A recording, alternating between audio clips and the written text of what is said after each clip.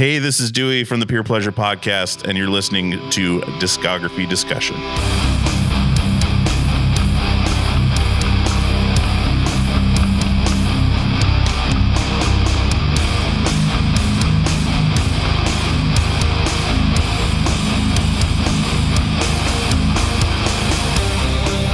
You're listening to Discography Discussion, episode 215, Fear Before the March of Flames, with Dewey Halpaus of Pure Pleasure.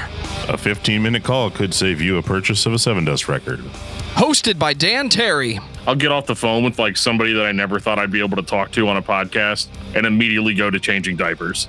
John Beatty. Joe, I want you to acknowledge my joke. And Joseph Wren.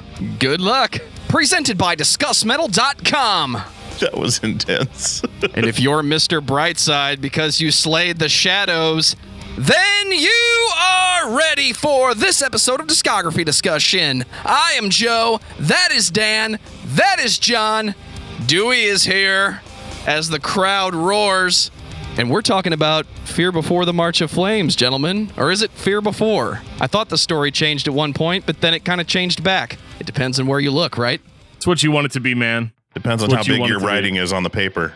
Yeah, if I'm running out of space on that in that college rule spiral notebook, I might just write Fear Before and call it a day. But yeah, this is interesting, and this is one of those things where, like, I know people are going to listen to the episode and be like, this is not metal. But I want everybody to be cool. I don't want this to turn into another Thursday episode situation where everybody's like, hey, I thought you guys were a metal podcast. And in the words of my late friend Sven, you're right. Well, that's the whole thing is this is normally where I'd be like, well, I've never said it was a metal podcast. The term discography discussion can be applied to anything. But like if you go to all of our socials, it's all like a metal podcast. So, Fear Before, though, is an interesting band in the sense that they are intense to the level where you could mistake what you're listening to for metalcore. I don't think that's what it is, but I'm not going to be the genre police on it. I think what these guys do is truly unique, and they're definitely a band that I got a bad start with because I had a girlfriend that things ended badly with that was obsessed with this band. So I had to let 15 years of anguish and grief go in order to listen to this objectively. But I actually really came out really, really liking it, and I think they were a band that got better as they went. I'm sorry, Dan. I'm going to need you to be the genre police because I need everyone to get mad at you for saying what genre this band plays most of the time. I believe this is fashioncore, right? It's all about those tight pants. I mean, so the first time I heard this band, I thought like, okay, it's like Alexis on Fire, right? It's not. But it's not. I mean, vocally, I think the screams, there's a similarity there. It's got kind of that, that growly, breathy. Is that right? Breathy. Can I say breathy on a podcast? Is that cool? You just did. Keep that up. So breathy. I'll allow it. So breathy. But it's almost like it's like a 15-year-old kid doing his best Zao voice. Is the way I look at some of these screams. And actually, I can hear stuff like Seisha, like those type of like screamo, or like as kids call them now, scrams bands, even though I don't know if scrams is like a real term or not. But I definitely hear a little bit of that screamo stuff in here. And I don't know. It's hard to pinpoint a genre. And I think that in a lot of ways, that's kind of a strength of the band is you can listen to the band on their own terms, on their own merits, and you don't have to just be like, oh, I like this band because they fit into this category or this box. And I think that as their discography goes on, we start to hear a lot of different elements kind of come in, whereas the first two records are predominantly more heavy, more screamy. They start getting a little bit more experimental, maybe a hair pretentious as you get into the last record, but I'm here for it. So that's as close to genre police as you're going to get here. I'm not going to give you guys a 20-minute tirade on the differences between technical death metal and brutal technical death metal. So, that's not this episode. Well, before Dan tells us exactly what this episode is about, I'm going to take this time to say thank you to everyone for listening to the podcast. Thank you for listening and for subscribing. If you are not a subscriber, then you can find everything Discography Discussion at discussmetal.com. We are on Spotify, Apple and Google Podcasts, TuneIn Radio, Stitcher, iHeartRadio. So if you have an Amazon Echo or a Google Home, you have no excuse. Ask it to play the latest episode of the Discography Discussion podcast, and it will. We're also on Facebook and on Twitter at discussmetal. Be sure to like, favorite, and subscribe. It really helps us out. It lets us know you're listening, and now Dan is going to tell us all about 5-star reviews. Hey, we do enjoy our reviews here on Discography Discussion, so if you're an Apple Podcast listener, leave us a review. It just makes me feel better. I don't know if it really does anything for the algorithm or anything, but you know, if you're wanting, you know, to take my frequent shitty days and make them into a not so shitty day, leave me a review. Or on the flip side, if you want to make my shitty day even shittier, leave us a 1-star review. I mean, it's totally up to you, man. Whatever you think our podcast deserves, you go ahead and just write that thing down there. One of the things you guys have been doing a lot that has really helped us out, has been sharing the episodes. You guys have been sharing them with your friends, your family, your grandparents, your bosses, potential employers. And I got to say, I really appreciate that because they definitely need to hear what kind of shit I'm talking about on my podcast. And, you know, I really appreciate you guys that have been sharing it in the Facebook groups and all that. I like how I will post something in a Facebook group and then my post gets deleted because you guys have already posted it. So I appreciate that. Like 100%. That's kind of a cool feeling. I don't mind being in Facebook jail for a reason like that. It's a good problem to have. Speaking of good problems to have, do you want to shout out our beloved patrons, Dan? Yeah, Joe, I would love to shout out our Patreon subscribers, and that would be Temu Rantila. Well done. Well, you wrote out a pronunciation key for me, so we got this in the bag.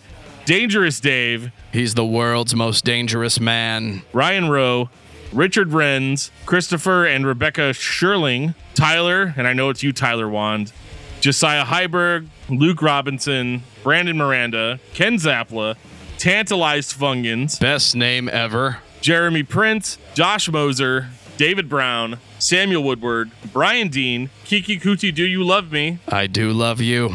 Lance Allagood, the King of Metal, Alexander, Patrick Asplund, and Jeffrey De Los Santos. The actual Mac. You guys are the music makers. You are the dreamers of the dreams.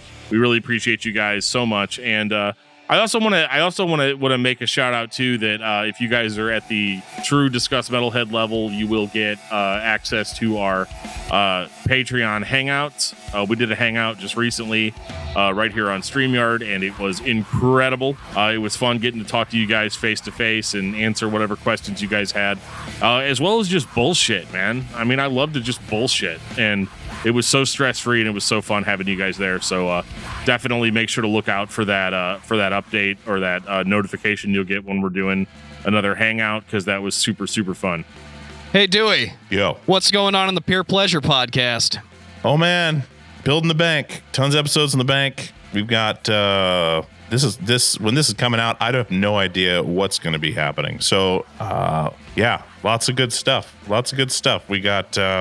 let's see what's coming up that's going to happen before this. We've got HR from the Bad Brains. We've got Riley from Thrice. We've got Jason White from Green Day. We've got, man, there's just a whole bunch. So you just talked to the Scott Bowling, Dewey. I did, but that already happened. That happened weeks ago. Mr. Bowling himself. Yes, it was a good chat, and I locked myself out of this studio, and I almost missed it. When I went to use the restroom, someone locked one of the locks I don't have the key to, and yeah, there you go. Man, that's a bummer. Yeah. I need to get my ass down to Atlanta and do my own good company with bowling. I got to be like John and become a superstar from sitting down in Scott Bowling's basement and getting drunk. Honestly, I'd be fine with that and not even doing the interview. Just get drunk with Scott Bowling. There can't be a better thing. So we got a book in our Facebook Messenger, and I feel the need to read it because it's something that I kind of want to say something about. Not defensively. I think dude brings up a lot of good points. And this is from Christopher Blosser. He sent us a message on Facebook, and he says, "Gotta admit, your discography review of Sepultura really pissed me off. And sorry for this rant, but I feel compelled to vent. Indulge me." We are indulging you, Christopher.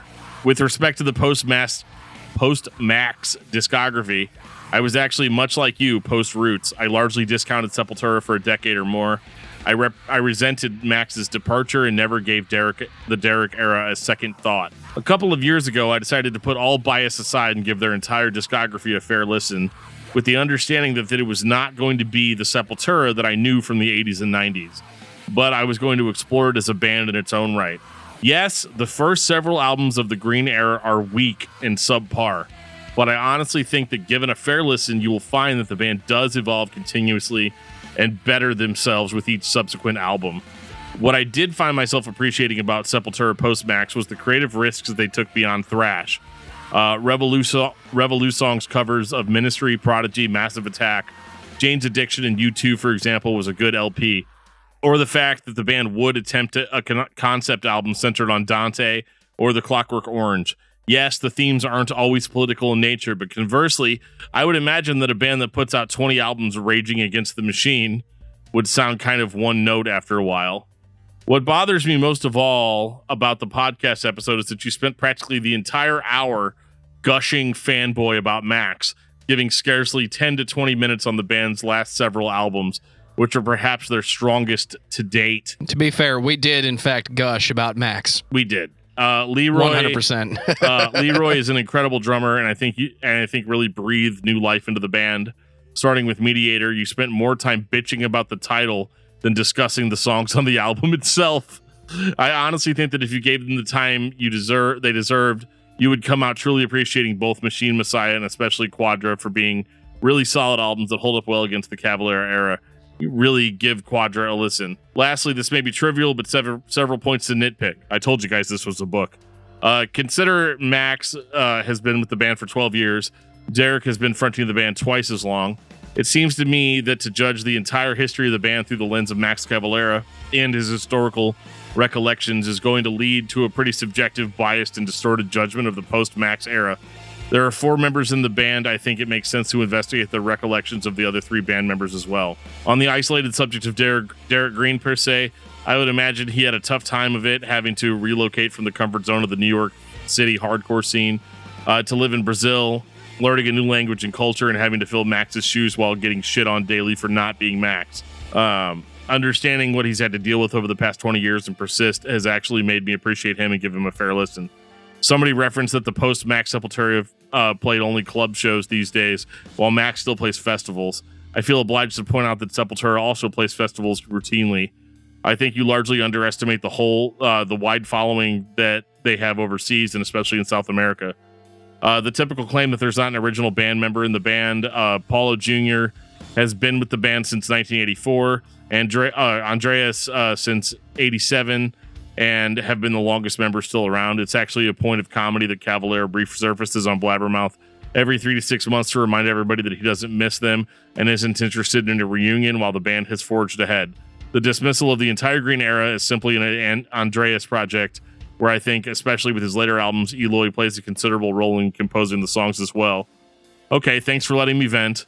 Just want to say I do appreciate your podcast. Huge fan of Zao, Believer, Living Sacrifice, Stavsiker, and The Crucified. I actually discovered your podcast by the way of a Living Sacrifice Facebook group a few days ago and have been binging on it ever since. Thanks for covering God, Flesh, and Ministry as well. Some bands I'd love you to discuss and explore in the future: Bark Market, Melvins, Mayhem, Cro-Mags, Revocation, Testament, Orange 9mm, and Quicksand. Well, I do have a happy ending to that. We have a Testament episode, and I'm going to spoil it here because it's done. And by the time this comes out, it'll already be out. So I appreciate that. I did respond to that message. So that Sepultura album that Sepultura episode was a long time ago, dude. And I'm totally actually all about potentially revisiting the band sometime in the future with some of our revisited episodes. And I agree with some of what he says. Like, Derek's been in the band a really long time. It's, why would you discount the band for not having original members? I mean, everybody knows me. They know that my favorite band is Zao, and that band famously also has no original members. So I think it's fair criticism. I appreciate it. One of my favorite things about this show is that we just give our fucking opinions, man. And sometimes it goes down nice with people. Sometimes it doesn't go down nice with people. And I'm totally open to you guys, shooting back a little bit and being like, no, man, this is why I like this band. And I think you missed out on that. I think that's the essence of the show. And I don't want that to ever change. Bravo, dude. It was a book, but I mean, it was important though, because like, I don't want anybody to think for a minute that like No. I don't want anybody to forget what we do. yeah, I don't want anybody to think that like just because I don't like a record that you like means that you can't like it. or that there's some sort of like reason why, you know, you're not supposed to like this band or whatever. Like I'm totally chill as far as that stuff goes. Like I love differing opinions. I mean, it's what the show's built upon. So bring it on. I'm glad we had this conversation before we talk about Fear Before the March of Flames. I mean, I don't have anything controversial to say about Fear Before, so I'm not worried about that. Let's see. Who wants to take it first? Let me just spin the wheel and say, so John, tell me about Fear Before the March of Flames. In your own words, preferably. I guess Fear Before the March of Flames to me started off kind of being, I think like a lot of bands we talk about, especially from this era, the early 2000s, where music of this kind was kind of all over the place. Everyone was kind of pulling influences from, you know, hardcore, from, I guess, the indie kind of scene that was kind of popping up around.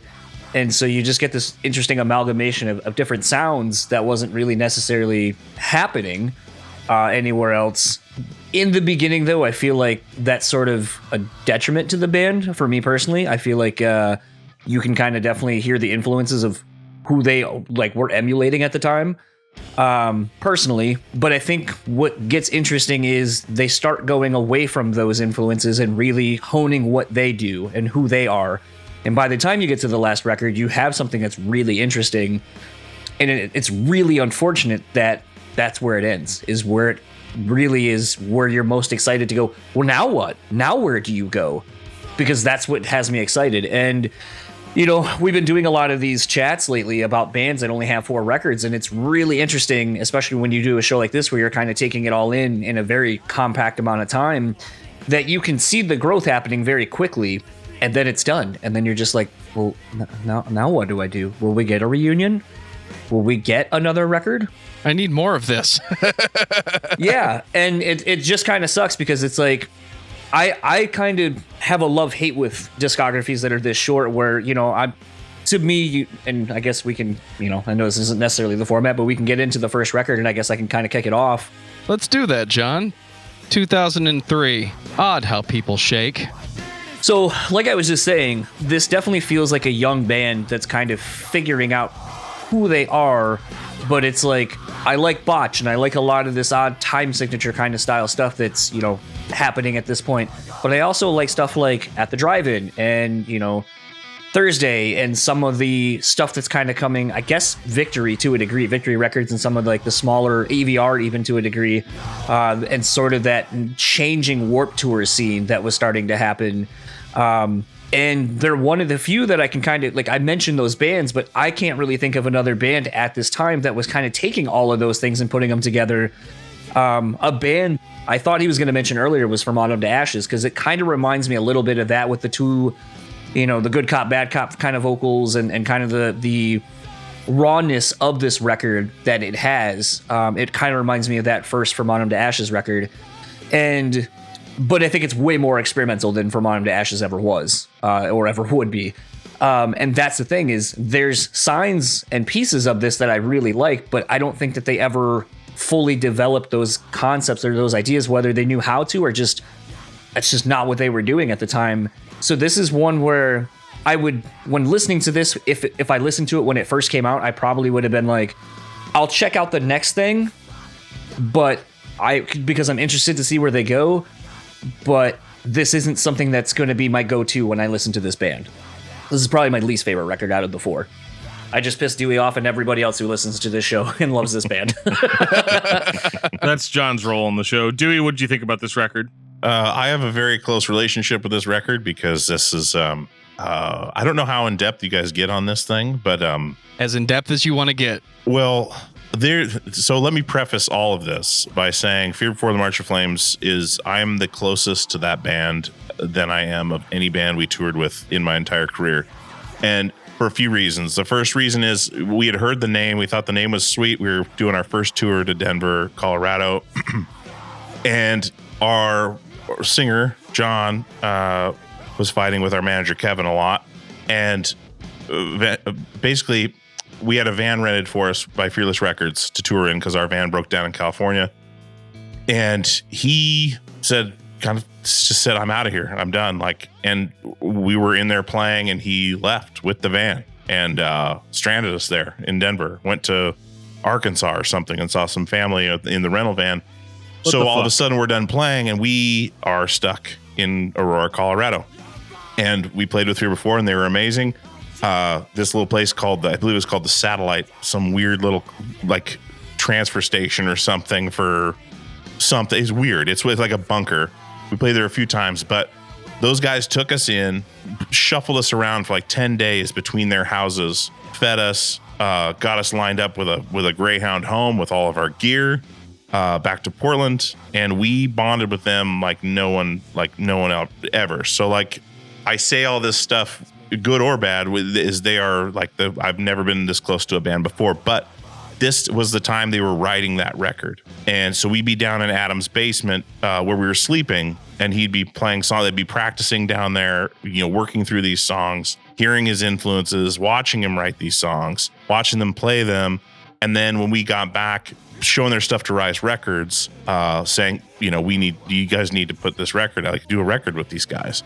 And then when Craig signed them, they came up to Portland to record with Chris Crummett, where we had recorded our record for Anatomy of a Ghost in the same garage studio he had at the time. So watching them record the record as well, that whole process, we were very close to it. And then every tour we did after that for the next year was with Fear Before, every single one of them. And so we watched them play these songs every night, watched the crowd's response.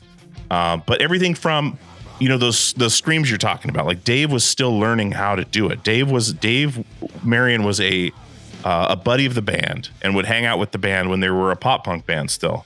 And then basically when they started this version of the band, Dave came in and like, hey, your voice sounds pretty cool. Let's do this. But if you've talked with Dave and hear his voice when he's talking, that's where that sound comes, that breathy, deep voice comes from, is his speaking voice. So he was still learning how to do that. And when you watch them record these songs, the screaming, the super high pitched stuff Adam does, they put the mic against the wall and put their arms against the wall and scream into the wall. Like they're pushing their body into it and like contorting, like throwing everything at this microphone.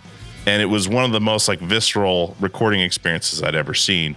And also they had Chugger, their second guitar player at the time, who left right after that, right after those tours to go work for his family.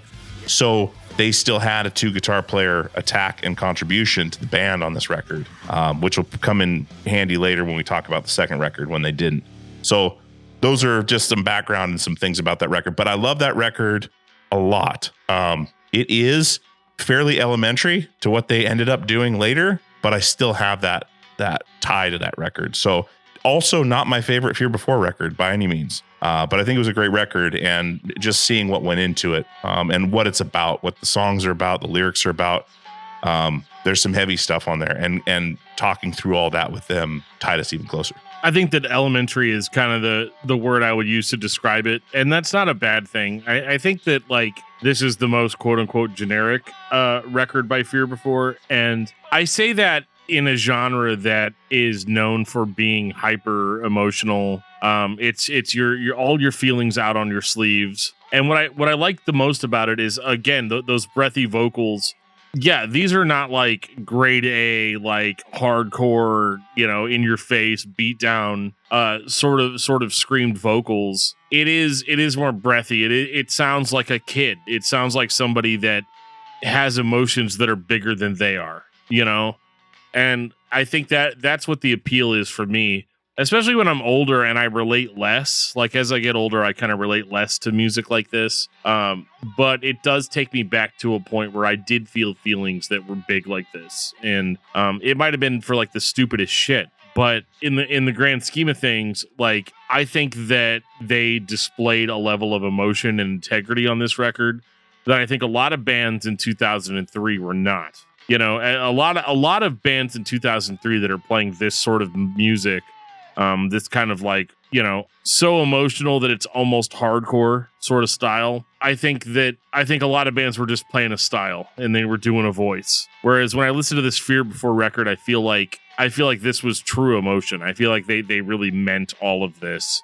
And yeah, it follows it, it has a little bit of that scene core breakdown stuff in it. But I mean, for 2003, I mean, that stuff wasn't necessarily like the most mainstream thing. And so what I get out of this record is not a band that was trying to sell records as much as they were just trying to communicate a legitimate emotion to the listener. And that's what I like about it. And I like the cleans. I like the clean vocals just as much as I like the scream vocals, which is something that I don't normally say. I'm usually like a, all dirty all the time, sort of listener.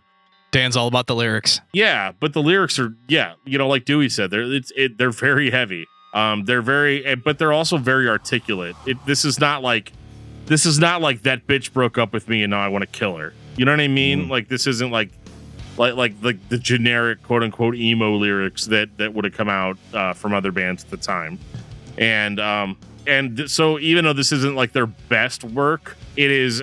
Let's put it this way: I've heard a lot worse debut albums by bands. This one, it keeps me engaged. It keeps me listening. It's not something I'm going to listen to if I want to listen to something real off the wall and real avant-garde, but they're going to do that for us as we go forward with the discography. Yeah, this record, Adams lyrically and just just words in general is kind of a genius that way. He doesn't say a whole lot on his own, like just talking, but when he sits down to write something, like it's very thoughtful. And these, I'm not really at liberty to talk about what these lyrics are actually about, but it's some real shit, and it's him even putting that out there on the first record is insane. And like he would listen to Amnesiac by Radiohead as he went to sleep every night when he was writing these songs. So he put that record on and just let it play until he fell asleep. If he fell asleep in the middle of it, whatever. So he's absorbing this stuff. They basically discovered, Blood Brothers, Waxwing, all that early, not even early, but that Seattle kind of stuff. And this record, I think when I say Elementary 2, it became that over time because so many other bands started to emulate this stuff. When it came out, it was still pretty raw and people were kind of like blown away by it, but it got just buried with every label signing every band again that sounds like this. And, I think they really had something. And the other thing too, with coming later with vocals is Dave, when you hear Dave talk, his voice sounds a certain way, but he also speaks very slowly. So yeah, it's kind of like Mace, like that rapper Mace that speaks slowly. He can rap at a decent pace, but when when he's doing these rah rah rah rah, like it's in a cadence that goes along with his speaking, which also makes it super unique because he does do things slowly, and I love that about the delivery. Like a lot of the lyrics had to be done a certain way to get that at the speed that he could do that. And it's just like everything's enunciated right, even though it's so garbled. Super, super unique. But not my favorite record. It was at the time when it came out, but absolutely not as we go on through the discography. I definitely agree. And my history with this band is 100% Dan forcing me to appreciate this style of music. And it took him a decade to really get it through to me why this was appealing. And I talk about enunciation all the time. It does not matter to me what lyrics you write down on the page. If I can't understand what the vocals are trying to say, I shouldn't have to sit and read it to figure out what the song is about. And for the most part on this record, 100%, the enunciation is there. The message is there. I wish I had listened to this band more in 2003, but unfortunately, as we go on, they are a little bit of everything I love and hate about emo. Was this still called emotional hardcore at the time, or were we full emo in 2003? Man, I think the screamo thing had been in full effect. Like it was just more of a, it just kept morphing. It kept morphing, and I think this was like screamo era because that's when we were around with Anatomy of a Ghost, and that's exactly what we were. And stuff like that, yeah. Mm-hmm. Okay, and I asked because Fear Before, kind of like Glassjaw for better or for worse, those are like real emotionally driven songs, whereas most of the other imitators are just doing a voice and cashing in. this isn't my thing all the time, but I like how raw this record sounds versus some of the randomness that happens later on.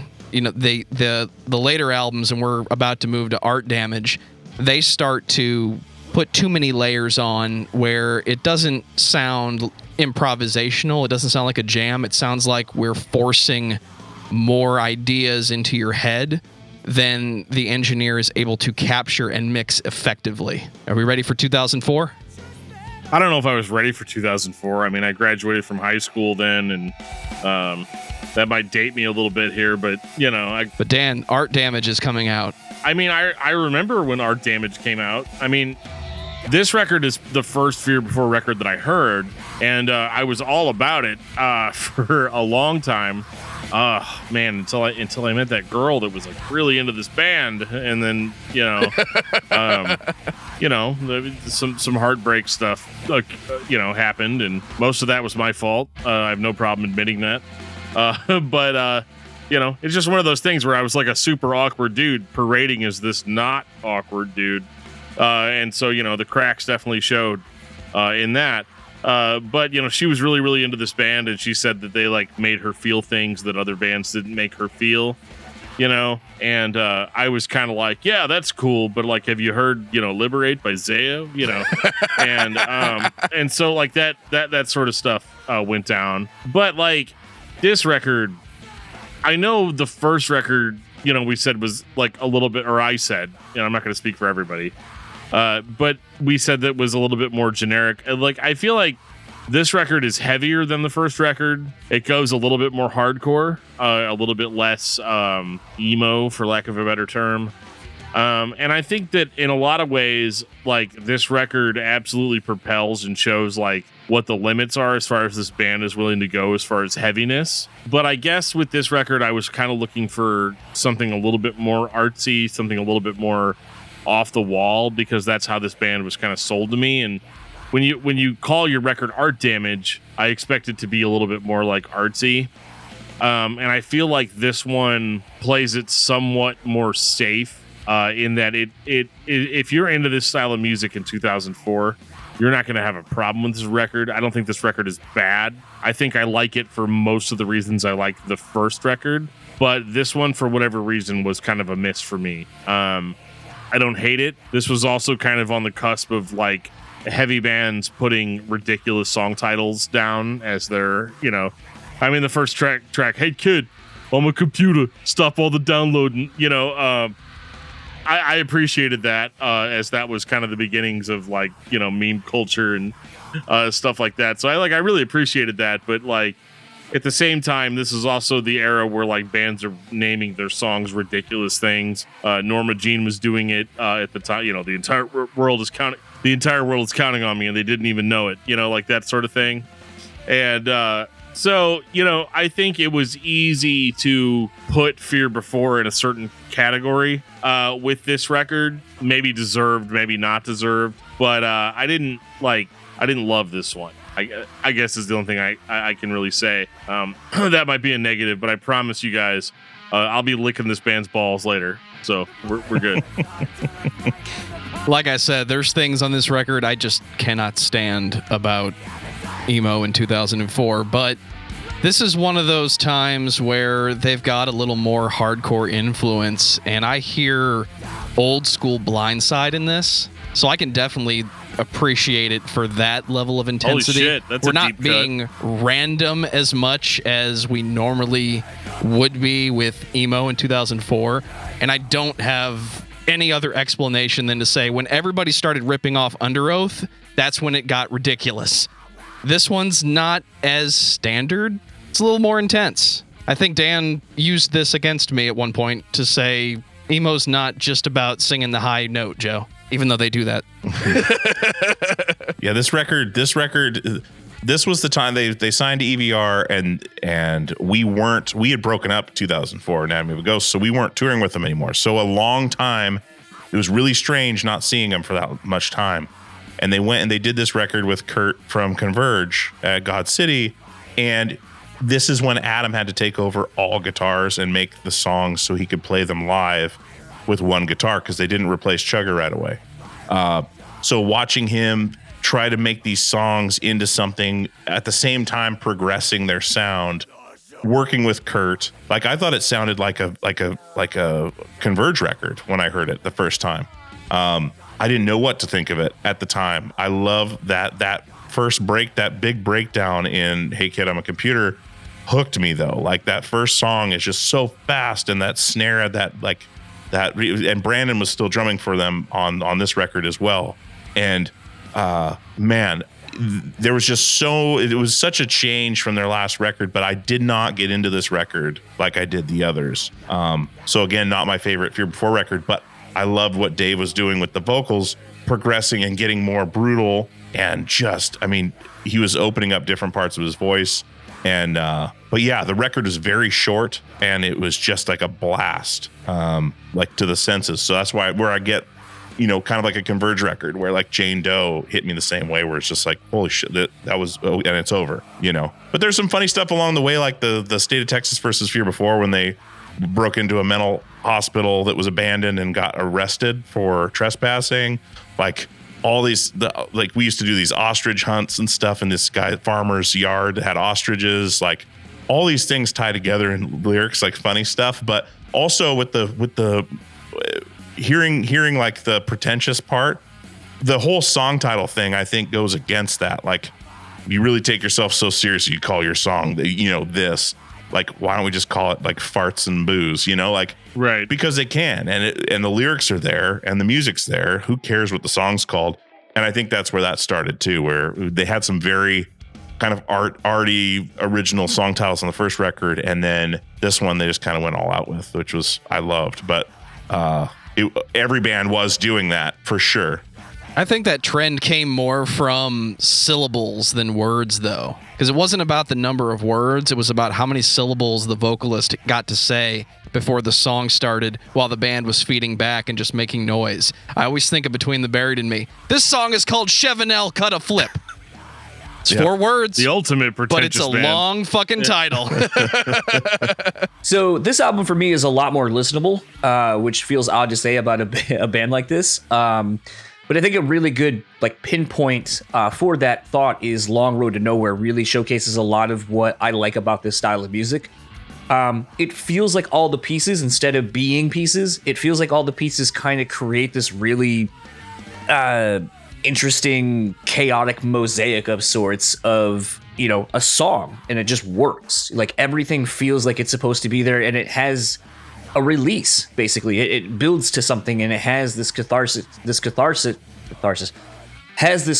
release kind of as everything's happening. And I mean, with Long Road to Nowhere, that riff, just goddamn, that's so fucking meaty. Like it is I'm not saying Kurt wrote it, but goddamn, if you were to tell me after the fact, yeah, Kurt wrote that one riff, I'd be like, oh, well, yeah, clearly. Dewey said, it sounds kind of Converge-esque, so who better to go to kind of pull out the best of that in a production setting than Kurt? So I think Kurt really lended probably a lot of invaluable things to this record for how it sounds, probably helping them flesh out their ideas as best as they could for the record, because I know Kurt likes to get in there and really work on songs and make them as best as they can be. And that's why almost everything that he touches, whether you are a fan of the band or not, or like the music or not, you can't say that they are the best songs that those people usually have written up to that point. When they worked with Every Time I Die, at that point, that was the pinnacle of Every Time I Die sound to me. And it was just of course it took them this long to go to Kurt and put out their best record until the next one that they did. This is also a record where I feel like there's a lot more going on conceptually with the lyrics than I'm able to necessarily make out. I'm kind of looking at a song like Consequences, David, You'll See Your Fate in the Sticks kind of leads me to think that, and kind of reading the few lyrics I was able to kind of find when doing this. Dewey's kind of talked a little bit about some of those things, and we had a discussion last night about some of the other lyrical themes and so forth, and kind of where they came from. So I definitely know I'm kind of onto the right line of thinking with that as far as when listening to this record. There is, with a song like Tyrant Meets His Maker, I really wish there was more of that influence throughout this record. As of when I was listening to this, I was like, I'm really hoping that there's more of that going forward, which I guess will take us to the next record. 2006, The Always Open Mouth, subtitle, documentary of a podcast host. Dan's back. Did somebody say the always open mouth? I didn't know Jeff was invited. Oh my goodness. I'm going to go last on this one. Dewey, go first then. All right. So this record is my favorite Fear 4 record. It's one of my favorite records of all time. And I will say that in full confidence because this record, and I loved it the second I heard it. Like, I didn't have to grow into this record like a lot of people did. This record had a lot going on. They had Brandon had recorded the drums on this record, but left like right afterwards. And then they got Goose from who's now in Every Time I Die, Clayton Holyoke, and then they got Billy on like I think he was doing keyboards and stuff like that live, and then got Zach Hutchings from the Clarity Process, who they call Binks, on guitar. And Zach understands delay and like spatial effects more than anyone I've ever known. Like ever since the early days, he just understands it. He knows where to go. He knows where to put it. He's very tasteful, and an amazing guitar player. So when they got him and started doing this, Adam was showing me demos of this on earlier tours. I think on tour with Norma Jean and Under Oath. I was working at that same venue. And we'd be in the van, he'd be showing me demos on the computer. So this is when he started to learn how to record on his own, demoing everything, doing stuff on keyboards, doing stuff on drum machines. Like he wrote so much of this record in demos. He started getting more into his influences in like 90s alternative rock, like Third Eye Blind, Marilyn Manson, Bush, like all that stuff. Like started coming back, like the songwriting piece. And so when he was doing that, he was demoing, they had a band house, like they practiced in the upstairs, like everyone was together working and hashing out this record. And I think it's a masterpiece. This record, there's so many good songs on there. It's got the grit to it, but it's also a very cohesive record. I think it's their most cohesive record. It works together. The songs flow together. There's all sorts of crazy things they did with the production. Like there's a background not zoom in on it, but you can pull it out. But in Lycanthropy, they actually put a microphone in a watermelon and like destroyed it. And it's like this behind it. You can hear it if you really listen carefully. All kinds of production stuff. They had Bobby Darling from Gatsby's American Dream co-producing it with Casey Bates. And those guys together are one of my favorite production teams. And Casey really took this band to another level, production-wise. Kurt is a great producer, but back then he wasn't what he is now. So he was still figuring it out. And so I don't think Art Damage sounded as good as the first record. And I don't think either of those records sound as good as Always Open Mouth or the self-titled that Casey did. The song Mouth is just a monster of a song. Like the whole record just flows together great, and being around it more.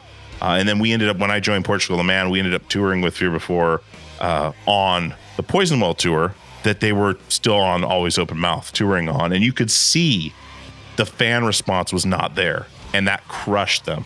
Because they put so much work into that record, and it was such a good record, but people just were not understanding what it was. So like their slots on tours would drop to where they would be, not main support, but be the second opener. That's when everything started to kind of compress. And the pressure was there. Like, do we continue? Do we stop? Like people just aren't understanding this. But yeah, it's my favorite Fear Before record for sure. I remember the first time Dan put this one on in the car and said, it's so dark. It's got tension in places where there should only be melody. It's very reminiscent of 90s bands like Alice in Chains that use that melodic tension to move point counterpoint against each other. And guitarists just kind of know where to put an open G string and let it ring out. And I didn't like this at first. I think this was my favorite one to go back to this week. I get the same vibe from this that I get from a Catch for Us the Foxes or Brother Sister, Me Without You. The way the record just flows together, it feels like a single cohesive piece of music or emotion. I don't hear the generic emo vibes that I mostly can't stand when I listen to this. It sounds like the best thing they've ever created. It's absolutely that. I think so far out of the 3 records, this is the one I like the best. I think this is really the band turning a corner and really firing on all cylinders and just writing good songs, writing really great songs, actually. And I feel like this is the first record where a lot of attention was paid to the track listing, the order the songs are in, the experience that they're giving you from the moment the album starts, the in-between, and the way it ends.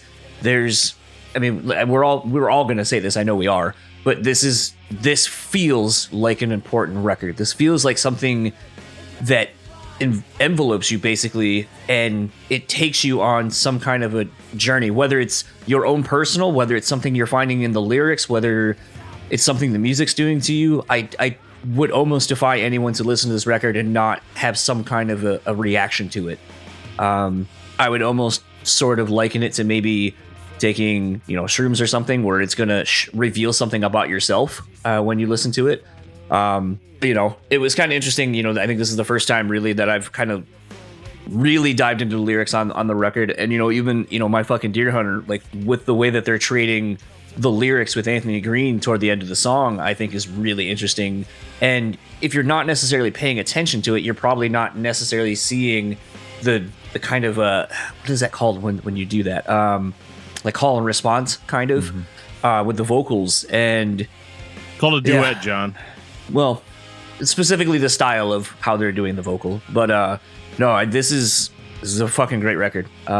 This is one where I wish I would have found it when it first came out, but it's kind of the beautiful thing about music is, it always exists long before or after a band is around. You can always find it. And sometimes these records find you when you need them. And I think this is one of those records where if you never were a fan of this band or had never heard of them until you're listening to this episode, I think you really need to do your due diligence and go listen to this record and see what it reveals to you.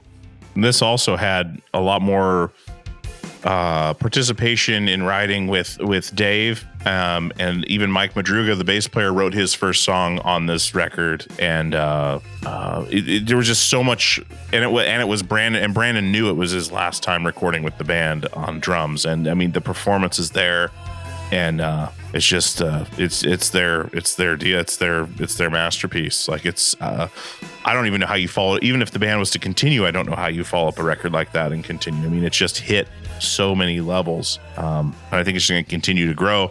I mean, you can buy it on eBay now on vinyl for $200. I mean, it's out there. Stimulus checks, baby. Yeah, they're here. Stimulus checks. I already spent mine. It's on my wall. Fair enough. So, how does a band break out of a genre? This is how. This is how you go from being a band that all the scene kids like. You're playing a show, and there's like 3 local openers, but all these kids with like bright pink, dyed hair, just a line of them, 50, 60, 100, 200, standing outside that venue waiting, and they're only here to hear Fear Before the March of Flames, and they love the first 2 records. It's their Bible. And then you put out something that is heartfelt. You did heartfelt music before. You gripped people. But then you decide to put a record out that is a little bit more of a representation of maybe who you are. And it's not in the context of emo, it's not in the context of screamo, or it's not in the context of hardcore. It's just a legitimate representation of where you're at that moment.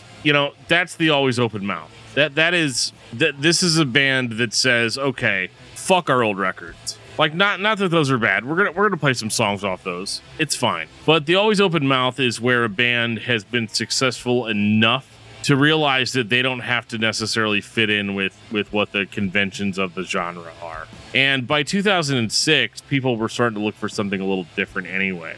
This is a unique case in that usually when a band that plays a specific style gets popular for playing a specific style, if they deviate from that style at all, the old school fans hate it. Whereas with Fear Before, the fans embraced it because I think largely they were tired of the generic sing scream sort of formula. And it's not necessarily that they did that. Maybe a little bit on Art Damage, but not too bad. But like this is where, you know, your 13-year-old, 14-year-old kids listening to this record and thinking like, okay, now I know something about music. It makes you feel special in a way. Like you're part of something that maybe your peers don't get or they don't fully understand. And I hear a lot of that like 90s alternative rock sort of songwriting in here. And what I love about it is that it is unabashedly like this is a better representation of who we are than what we've given you guys in the past. And this record goes in so many different directions. It has the emotional like screamo hardcore stuff that you like from the band. But at the same time, it's also just got a lot of straight ahead rock on it and alternative rock and kind of that 90s kind of, I don't want to say grunge because it's not really like that. But like I hear, it's weird listening to a song and hearing At the Drive-In and Bush, you know, in the same sort of context. And this is such a true representation of what the band is and what they stand for. I can't describe it as anything other than like it was so groundbreaking for them. It is the Citizen Kane of emotional hardcore because it 100% is that genre, but it is 100% so much more than that. I love the fuck out of this record, and I don't want to understate that for anybody. This is beyond me having a girlfriend that liked this band. It can't be denied that they were doing something different than everybody else at this time. When in 2006, everybody's still riding on the coattails of whatever Under Oath was doing. Fear Before delivers in a much more Fear Before way than they ever have in the past. And it's disappointing to me in the sense that like I could have listened to like 20 more of these. It's like the Chariot. When everybody starts to do what they're doing, they just do more. It's not like the Chariot. It's more real than that. It's less gimmicky. There's no gimmick on this record. Even the song titles aren't as like tongue in cheek as they were before. They're not meme song titles. Drowning the Old Hag, 10 Seconds in Los Angeles, The Waiting Makes Me Curious. Like all of that actually wraps into what these songs are really about. And it's a work of art. And this is one of the few times in this podcast where I will give a record a 10 out of 10 and say, honestly, even if they tried tomorrow, they can never top this record in the sense that the decisions that they made were such a perfect combination of musical choices, songwriting, and the time that it came out. This record's amazing. And it's frustrating that in a certain sense, the popularity of the band sort of waned a little bit here because I think the average person is just like, oh, well, this doesn't sound like name a band in 2006. You know, it's a real thing. It's just real. And it's my favorite record by the band. 10 out of 10, would buy again. 11 out of 10. I will pay the $200. Just you wait. You're saying this one goes to 11? Yes. This is their white pony, man. It propelled them, like, not as far, of course, but it propelled them out of that genre from before. Absolutely. There's So no this is an album about expectations going cocaine? forward. There's no expectations. So this is an album about cocaine as well? The album title, at least? They did have Dave drink a fifth of whiskey and then sit in a room with a microphone on, and that's him screaming in the back, just gibberish, completely wasted, like ready to pass out in the background on that record. It's absolutely hilarious. Love it. Gentlemen, it's time for 2008. Is it a new band? Did they change their name because everybody called them Fear Before? I know I did, because Fear Before sounds like an abbreviation for a really cool band name because there's just too many syllables, guys. Come on. There it is. The waiting was making you curious, John. The waiting made you curious. 3, I 2, was 1, not really... go. With how great the last record was, I felt like this was a little bit of a fall off for me. I honestly, I can't necessarily put my finger on it. I don't know if it's that I feel like at times this album just kind of meanders and hangs around too long. Some at times, like where I feel like the other one, like the last record we just talked about, it felt like it was taking you somewhere and it felt like it was guiding you along the way. And I feel like this one just kind of is. It's there. The songs are there. And at times I feel like they could have been shortened or I don't know. Like I said, I went back to this one a couple more times this week because I was like, maybe I'm missing something. Maybe there's something that I'm just not latching on to. And I then kind of kept coming back to the conclusion, but I didn't have that problem with the last record or the record before. So why is this one the record that I just kind of go, and part of me like then goes, is this why the name kind of changed? Like, because it's not necessarily the same band. I don't know. This one just left me with a lot of questions. It took me on a journey of self-exploration of what is this record and why don't I like it as much as the rest, considering how much collectively we all just were talking about how great that last record is. Why don't I like this one as much? And I don't really have a definitive answer. It just, for me, it didn't resonate with me the same way the last one did. And maybe that's the come down of how great that record is. And sometimes that happens. A record's so fucking good that anything the band would put out beyond that record is just going to pale in comparison and just not live up to the expectation we as fans have. And I think this is sadly just one of those examples for me and is kind of a really sour note to kind of end the band's career on, personally. Brutally speaking, indeed. I like this record. I don't like it as much as the Always Open Mouth, but I mean, who does? This is, if we're gonna bring Between the Buried and Me back into it, this is like what they were trying to do after Colors, The Great Misdirect. where I've dropped a record that I personally think is perfect, and that the fan base thinks is perfect. How do we follow that up? This is how they follow it up. This is more of an alternative rock record for me, and I honestly have no issue with it at all. Is it as gripping as the Always Open Mouth? Of course not. But it also feels to me like a band that's being more honest with themselves about what their influences are and where they come from, because it has a lot more of that alternative rock, that straight ahead sort of, you could almost call it commercial, but it's really not, because I don't think Fear Before has released a commercial album. I think every time a record exec's like, yeah, we got a hit on our hands, then they start screaming and and go, completely off the cuff. This record for me is the natural progression from, something like An Always Open Mouth. Does that make it as good? I don't necessarily think so, but it's also kind of like comparing, like, I don't fucking know, like a really good fucking ice cream sandwich to like an ice cream sandwich that has like fucking cocaine on it. I don't know, like it's hard to describe for me, but like I really, really, really love this record. I love Jabberwocky. I love Everything's Not Shitty, even though I disagree with that statement. But like, I don't know. I feel like this was the band fully realized.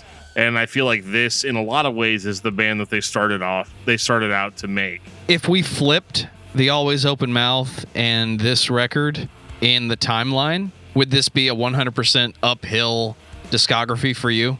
Maybe. Yeah. I mean, that's hard to say, because I mean, this is one that I bought day one and like honestly like really loved it. Like I didn't really have any issue with it. I was beyond bands having to be just like all heavy all the time, but this is still like a super heavy record. But I don't know, I like the way that they're blending like more traditional like alternative rock in with like some of this more heavy shit. So that's all I got on this one. I'm not gonna throw a Citizen Kane on it or anything, but like this is still really fucking good. It's like a different, it's like a different Orson Welles movie.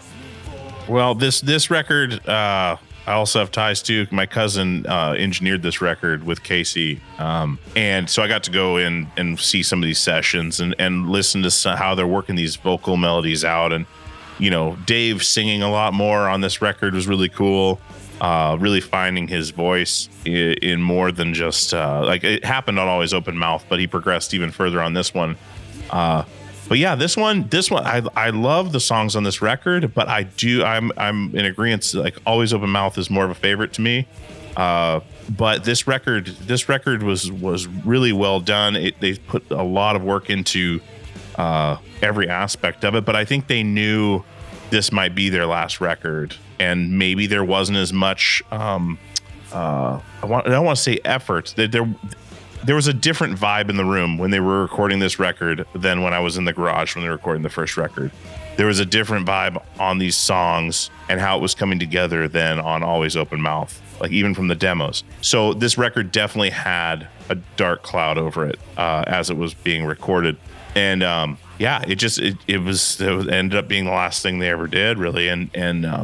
But yeah, this record is my second favorite by them. Like, it would be Always Open Mouth, Fear Before record, and then the first record, then Art Damage last. So this one's still up there for me too. But yeah, I wish they would have continued, but this is a strong showing at the end for sure.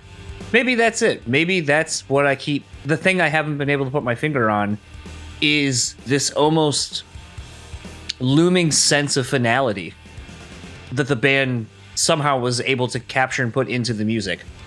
And I don't know, maybe that's it. Maybe that's, I'm not connecting with that, and it just kind of feels like a bum out at times. So you're just kind of like, oh shit, I don't really want to listen to this. Like, I can go do I can do other things and be bummed out, or kind of having that vibe. I don't know, maybe that's the thing I haven't been able to put my finger on. Kind of maybe help me figure that out. John, I think you have a deeper connection to this band than you admitted at the start of the show. Otherwise, you wouldn't be this upset that the last record is not the Always Open Mouth.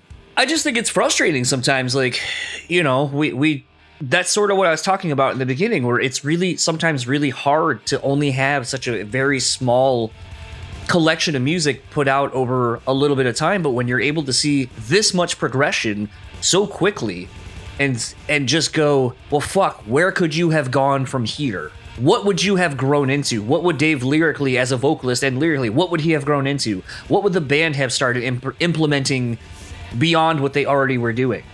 And those are the things that kind of become a bum out, because you're like, fuck, there's so much potential here, and it's just never was fulfilled the way I guess I would have liked to have seen it. And that's the unfortunate thing. I think the downside of being a music reviewer is that I think sometimes there's an expectation that everything has to be a fucking 10 out of 10. Everything's got to be, innovative. We've gotten 1-star reviews from people before that are like, very pessimistic. They didn't like a band that was totally solid because the band was totally solid, and they didn't push, further than they could have been. Like we expect every band to be fucking Pink Floyd or something like that. And I'll admit to that. I think I've probably embodied that before on other episodes. But I think the thing to keep in mind is that, when you're in a band and you're on that ground level and you're writing that next record, or you're coming up with those new ideas, I think it's more important to do what feels good to you than to spend time worrying about what people are going to think, or even necessarily feeling like if you've reached a milestone achievement that you have to like somehow top that every single time you record something. And I don't think that that's necessarily the best goal, because I think that's how we end up with like really fucking hokey records by bands. Like if you look at Fear Before, versus the Always Open Mouth, like like one's more innovative than the other, but I also feel like the follow-up follows the Always Open Mouth really well and delivers kind of on the promise that the Always Open Mouth kind of made, in that like we're no longer going to put out records that are just for like hardcore kids with pink dyed hair at shows. Like we're gonna like really push forward and try to do what we want to do musically. And I think a lot of the times too, what we as music reviewers will put on bands is, well, how did you top this? How, what else you got? Blah, blah, blah, blah, blah. But really, I think that as a musician, the most important thing is to make music that makes you feel good. And to be honest with yourself as a performer. Yeah, like fuck all what anybody else says. You're the one fucking doing it, And I think that that's how you get a record like Fear Before. Like, yeah, is it as innovative?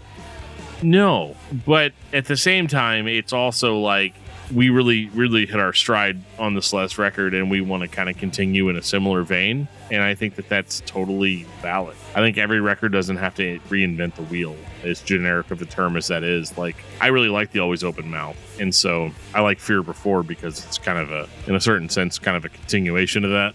So that's all I really have to say about it. I don't have like some profound world-changing ideal about it, but like I don't know, like Jabberwocky's a fucking killer song, you know, like and it's on this record. So like, fuck anybody that's like, oh, they never got really any better. They just plateaued. They didn't really plateau. They've got very little output in the grand scheme of things. And I think what they did give us was always killer and always in your face. And I can't ask any other band. I can't ask any other band to do more than that. Would that be your final thought, Dan? Yeah, sure. Why not?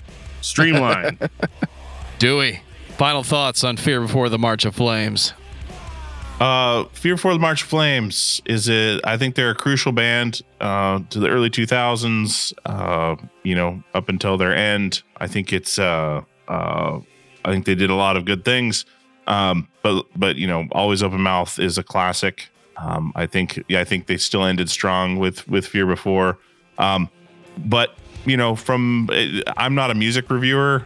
I'm a musician, so like this is really weird being on this side of things because I look at a lot more than face value on these things because I've been there and it's what I know. I usually don't read a lot of reviews and things like that. So I was really excited to do this because I've never done anything like this before. So I may be the guy in the corner that's like, I love this band, so they're really good. And I am, because I think they are. And, I know the backstory to all of this to where it means a lot more to me. And I probably listened to it with a biased ear. But I think judging from the when they come on my show, the comments, the people reaching out about wanting them back so badly, I think they're an important piece of the puzzle, and I wish they would get back together and do something else, but I really doubt that's going to happen. I think it'd be awesome if they did, but all individually, they've all gone on to do really great things. And so, yeah, I am forever in debt to them for helping us out and keeping us as a band as long as we were, which was very brief. But also the contribution to the music scene, I think, is huge. I think they changed a lot of things. I think they changed a lot of things in touring, just by their example when they were touring with bands, the way bands tour, the way bands converse and become friends and family. They fostered that too. And so it was good. John, what about you? Sorry, I just love the fact that three of us are playing the change your avatar name thing, and just so much fun. Fear Before the March of Flames is one of those bands that I never really listened to in real time when they actually were putting out these records. They were a very peripheral band for me as far.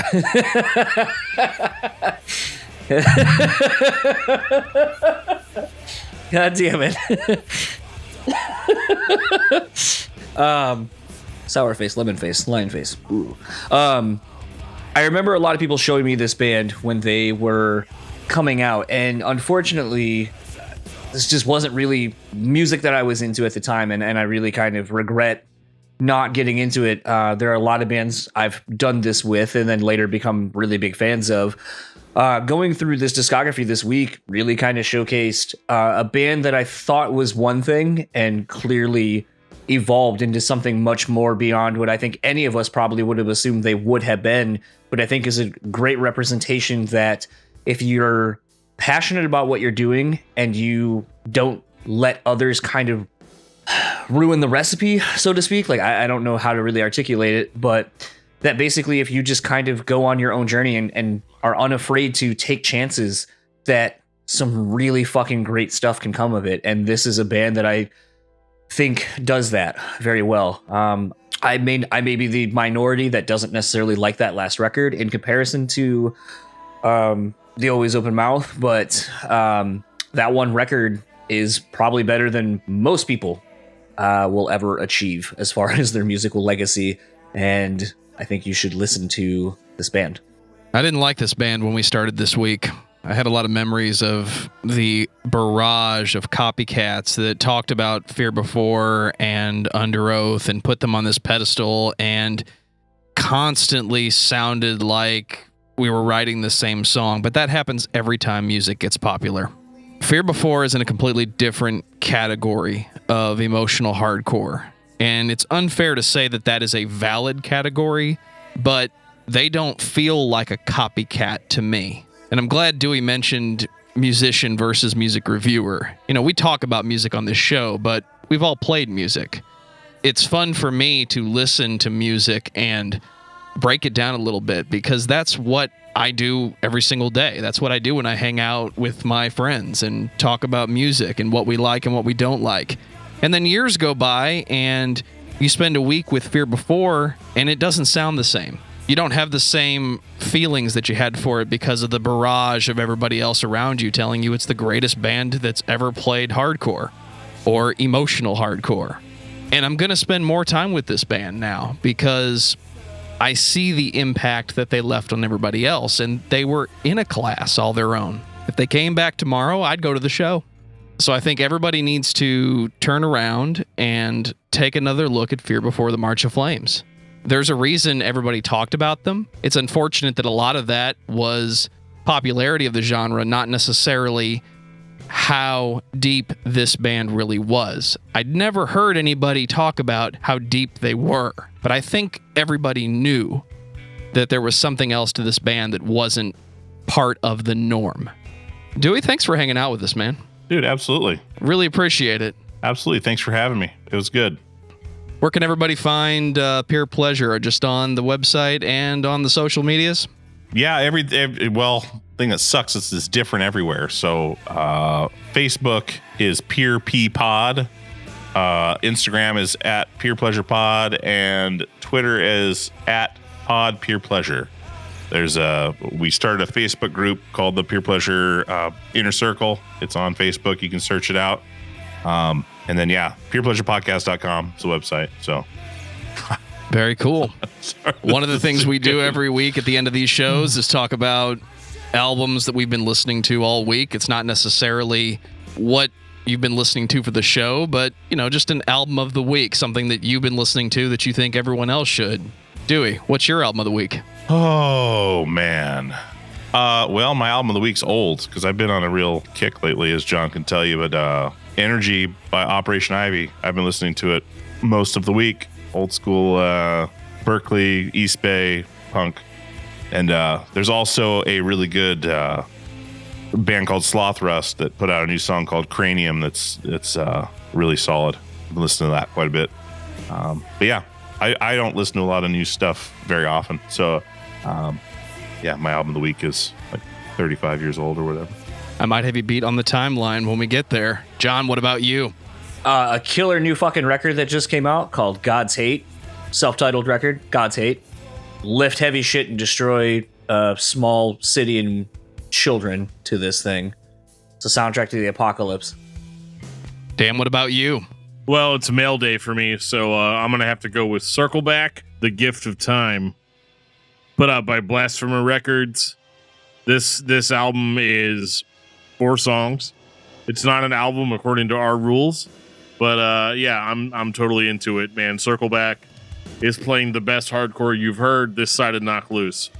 Well, John mentioned earlier that music is always here, and one of my favorite albums of the week has been Death for the World to See, an album that almost wasn't there, and it is some serious heavy punk rock music before punk. I said it. Find the record. It's digital. You can buy the flax. It's great. Take us out, DFT. If you've ever been listening to this podcast and you would like to have more control over what bands we talk about, you can absolutely do that, but you're going to have to reach out to us because I can't read your fucking mind. So, you got to tell me because I'm dumb and you got to spell it out for me. So there's a lot of different avenues that you can take to spell it out for me. You can follow us on Facebook at facebook.com/discography discussion. You can follow us on Instagram at discussmetal. You can follow us on Twitter at discussmetal. You can send an old-fashioned email at danandjoeshow@gmail.com. So, I mean, if you can't get a hold of us at this point, it's kind of your fault. We have a Discord server if you want to talk to us and other fans of the podcast 24/7. Like all those days of the week. There's a link in the show notes. It'll take you right to our Discord server. It's a good time. A lot of good people on there. And you can also contribute to us on Patreon. If you go to patreon.com/discussmetal, we've got some sweet, sweet perks. I've got some perks right here for you. And, honestly, like you're doing yourself a disservice if you have not gotten the Discography Discussion hoodie at our Teespring store. There's a link in the show notes that'll take you right to our Teespring. And it will absolutely hook you up with all kinds of sweet merch that has our logo emblazoned all over it. So yeah, check it out. You're helping me pay my mortgage, and I appreciate that. And on that note, this has been episode 215 of Discography Discussion. Thank you for listening. You can like us on Facebook and follow us on Twitter at discussmetal. Subscribe to our podcast everywhere you listen to podcasts, including Google Play, Apple Podcasts, and Stitcher. Visit discussmetal.com for all things discography discussion. And please send questions and comments to danandjoeshow@gmail.com. If you are not a patron, you can become one at patreon.com/discussmetal. We have some sweet perks. Give me your money. $1 a month gets you into that exclusive album review feed.